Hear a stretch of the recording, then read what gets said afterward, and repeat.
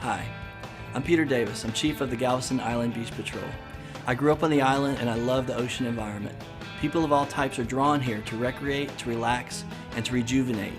But to fully enjoy the magic this place has to offer, it's important that you understand what the dangers are and a few safety rules. Learn to swim and swim near a lifeguard. Professional lifeguards provide a layer of protection for you and your family, but ultimately, your safety is up to you. Have fun, but be safe.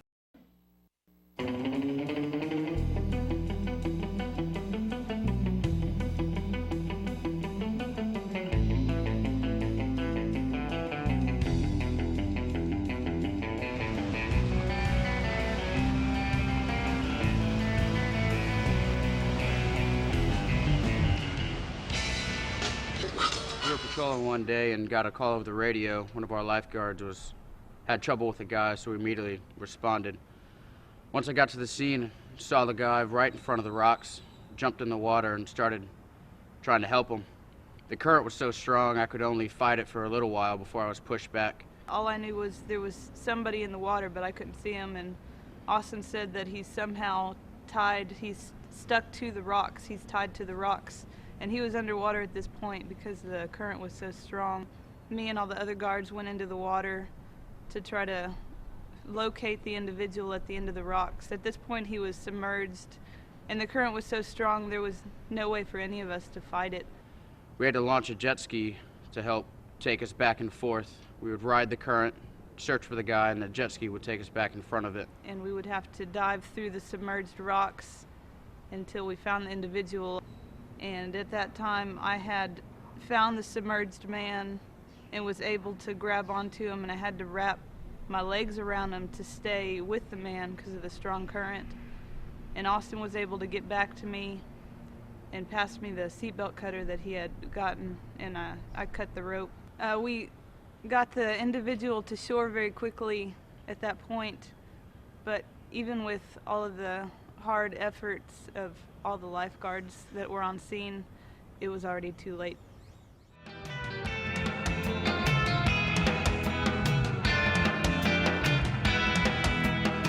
The Texas coast has its own unique set of conditions which greatly affect waves and water. Gently sloping beaches and warm water are seductive, but there's hidden dangers beneath the surface. Understanding the environment is the key to being safe while having a great day. Along the Texas coast, the bottom contour is very different from that of the east and the west coast, where there may be a steep drop-off. The Gulf stays shallow a long way out. It has a series of sandbars and troughs. The sandbars can be very shallow, even knee-deep, while the troughs can be over your head. Random inshore holes also form as a result of breaking waves. These holes can be very deep compared to the surrounding areas. Sandbars, troughs, and holes are created by waves and currents. One such current is known as the lateral or longshore current. A lateral current is caused by the action of the wind and waves and runs parallel to the shoreline. You can usually see the direction it is flowing by checking the angle of the waves as they rush for the shore, by watching swimmers as they float by, or checking the direction of flags blowing in the breeze. When swimming, you should always pick a reference point on shore and use it to maintain your position and to prevent you from drifting into a dangerous area. After a lateral current runs for several hours, the sandbar and trough system becomes more pronounced and there can be a steep drop-off close to shore, which creates a danger for swimmers. Another current is a rip current, which is a narrow river-like current that runs perpendicular to the shoreline and out to sea.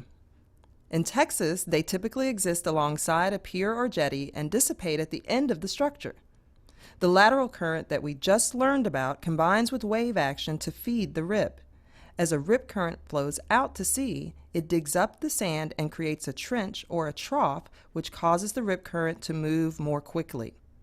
A rip current at times can move faster than an Olympic swimmer can sprint. Keep in mind, even after the rip current is gone, the drop-off it created can still be deep for quite some time. If you're caught in the rip current, the first thing you want to try to do is to remain calm. Stay floating.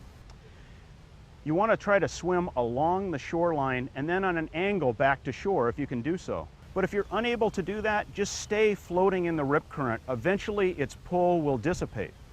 But if you're a non-swimmer and you're really unable to even stay afloat, turn around, face shore, wave your arms, yell for help, anything along those lines. If you see someone in trouble, get help from a lifeguard. If there's no lifeguard available, possibly throw them something that floats and give them advice on how to get back to shore.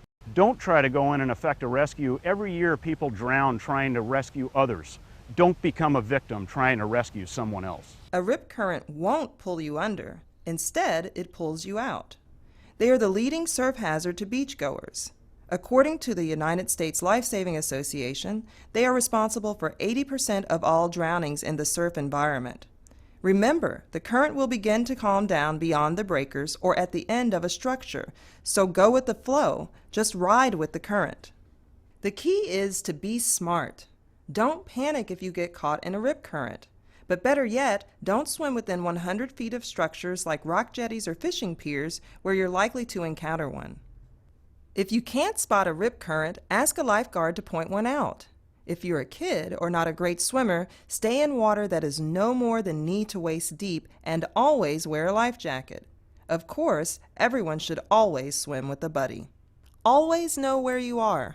Pick a stationary reference point such as a hotel or restaurant sign and stay in front of it as you play in the water or along the beach. The biggest danger when you're at the beach is a rip current.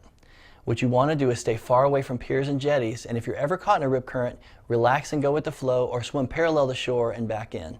Most importantly, when you're out on the beach, be aware of your surroundings at all times.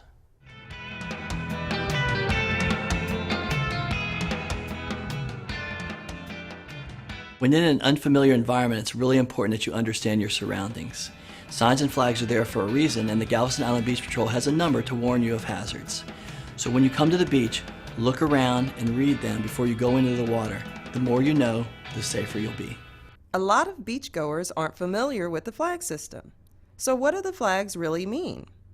The Galveston Island Beach Patrol has a flag warning system based on the United States Life-Saving Association recommendations to indicate the surf and environmental conditions on any given day. The green flag shows that surf or water conditions are calm. There is very little current and small waves, if any, on these days.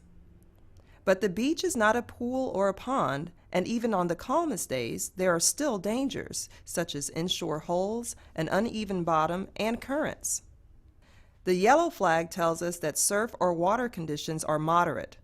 There are waves and currents that are visible on these days. You should remain closer to shore than you would on a calm day and be extra cautious. The red flag shows we have very dangerous surf conditions. There are strong currents and big waves on these days. You should be very careful.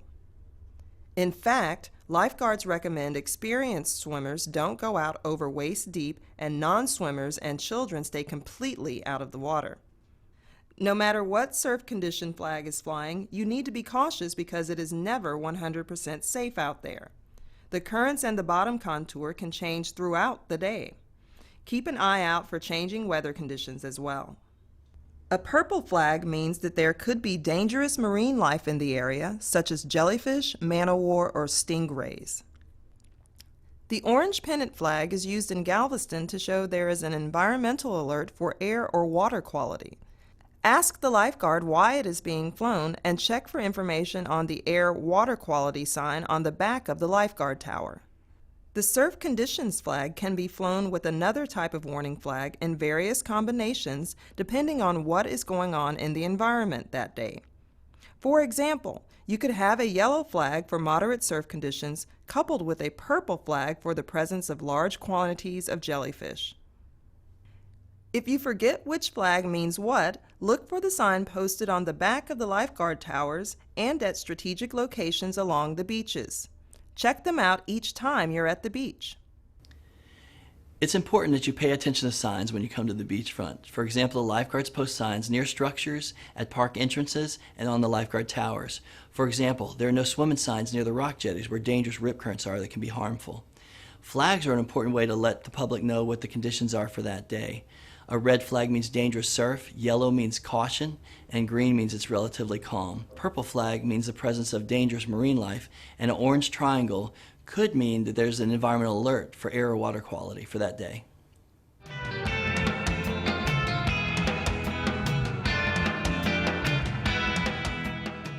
Texas beaches are notoriously hot during the summer season. Usually that's not a problem, but in the dog days of summer, if you're a person who spends most of their time in an air-conditioned environment, you can be vulnerable to heat stroke or heat exhaustion. And remember, pets are susceptible as well. Your body gets rid of excess heat and cools itself by sweating. When you're dehydrated, you don't sweat as much. The heat builds up and high humidity adds to the problem. To avoid heat exhaustion or heat stroke, drink liquids and lots of them, especially water or decaffeinated drinks. In fact, water is the best drink on a hot day. But don't wait until you're thirsty. Thirst is not a reliable sign that your body needs fluids. It needs them long before you feel thirsty. Know the symptoms of heat exhaustion: skin that is pale or clammy, dizziness, fatigue, headache, nausea, vomiting, muscle cramps, and weakness. If these symptoms apply to you or a friend, go to a lifeguard or call 911.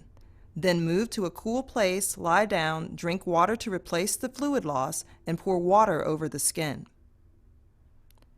If the affected person is confused or their skin is flushed and they are not sweating, get help immediately. You have a medical emergency on your hands. Heat exhaustion and heat stroke can be prevented. Stay cool and drink water, lots of it. Don't forget to protect your eyes. A good pair of sunglasses with a high UV protection is essential. Stay out of the sun as much as possible in the middle of the day. If you've got fair skin, blue eyes, and red or blonde hair, your risk of sunburn is increased. Remember to take precautions for heat and sun so you don't ruin a great day at the beach. Remember to cover up, wear sunscreen, and the right sunglasses. Most importantly, hydrate and watch for signs of heat illness. Then go have fun.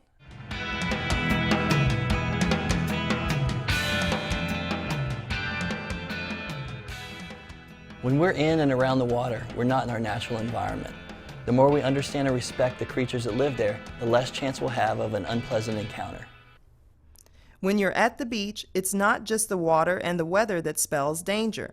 There are also things that sting, bite, and cut, and we're not talking about sharks. Many people are afraid of being bitten by a shark at the beach, but the chances of you being bitten by a shark are much less than being struck by lightning. You are much more likely to encounter a stingray, jellyfish, or man-o-war while swimming at the beach. Stingrays bury themselves in the sand in shallow water trying to escape predators looking for lunch. There is a barb on the tail that acts as its primary defense system.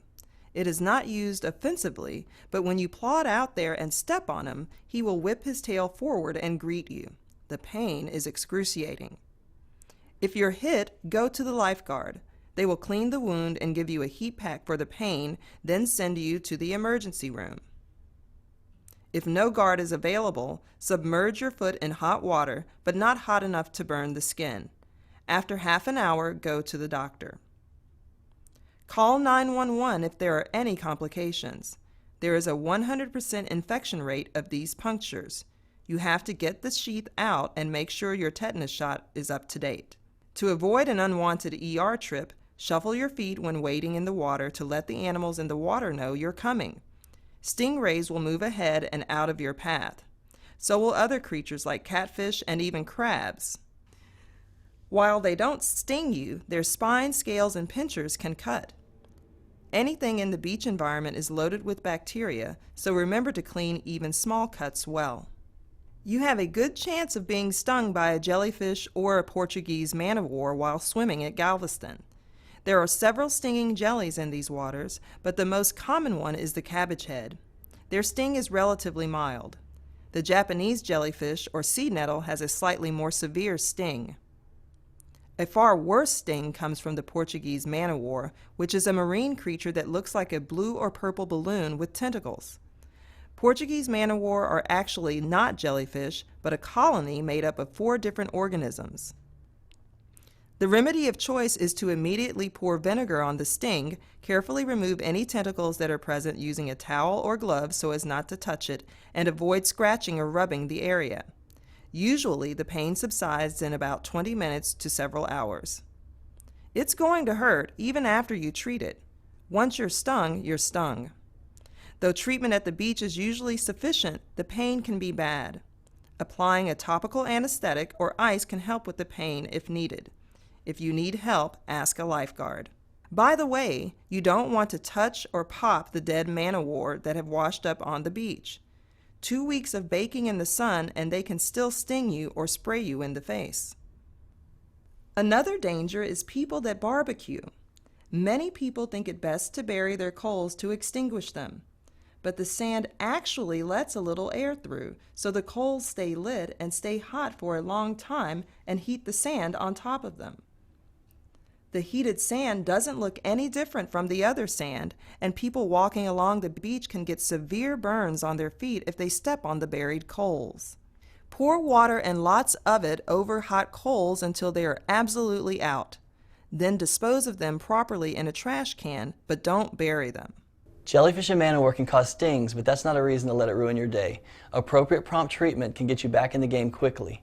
Remember, shuffle your feet and thoroughly clean cuts, even small ones that you get at the beach.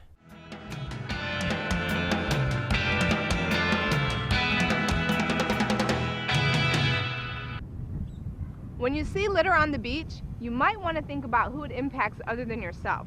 For example, this glass bottle could cut someone's foot, causing a serious injury. Here on Galveston's beaches, we've recently launched a new campaign called Clean, Green, Pristine, which helps prevent littering, promote recycling, and preserve the beaches for the animal life and marine life that call it home. So help us protect the beach for future generations, and always remember to do your part by picking up your trash. Hi, welcome to the City of Galveston. My name is Lieutenant Larry Chambers of the Galveston Police Department. I'd like to offer a few safety tips to help protect yourself and your family while you're visiting our fine city. Be sure to keep any valuables out of sight in your car. Be sure to lock your car doors. And if at all possible, park in a well-lit area. City of Galveston is a big place with lots of things to do. Most importantly, keep an eye on your children as they can become lost. If you see any suspicious activity, don't hesitate to call the Galveston Police Department. And finally, thank you for visiting our fine city. All that said, where else could you have that much summertime fun as you can at the beach? It's where the girls are. It's where the guys are. Mix in a few safety tips and life doesn't get much better than this. Stay away from the jetties and piers so you avoid dangerous rip currents. Obey the warning signs and the flags. Take precautions for heat and sun. And don't dive in head first. If you hit something you can't see in the water, you're risking a spinal injury. It's feet first, first time. Swim sober and swim with a buddy. Children and non-swimmers should wear life jackets when in or around the water. Above all, keep your eyes on the water and know what is going on around you. You are in charge of your safety, but lifeguards are there to help you if something goes wrong. We want you to have a great day at the beach and you and your family to get home safe. Remember, if you can't swim, don't go in. Now you've got all the tools and info you need for a great day. Have fun, be safe. We'll see you on the beach.